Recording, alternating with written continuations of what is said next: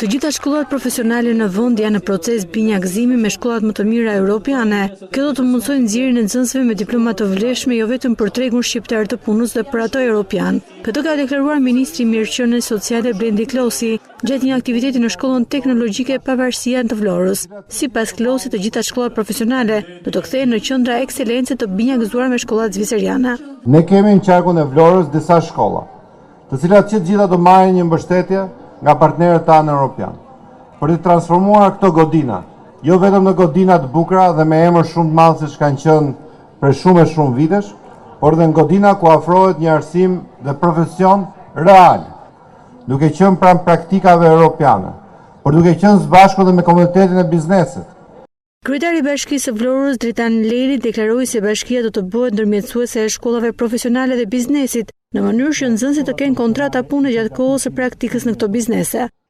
Bashkia është në bashkërendim të punëve me shkollat profesionale dhe me biznesin lokal, ashtu siç dhe ministri shpreu pak më parë, për t'ju orientuar ju profesionistëve në bazë të kërkesave që biznesi ka. Ministri Klosi ftoi prindërit, nxënësit e mësuesit të marrin pjesë në panairin e parë kombëtar të shkollave profesionale, Olimpiada Aftësive, që do të mbahet në Tiranë në datat 20 dhe 22 maj, për të njohur me mundësitë më të mira të formimit profesional dhe garancisë së punësimit që afron ky arsim.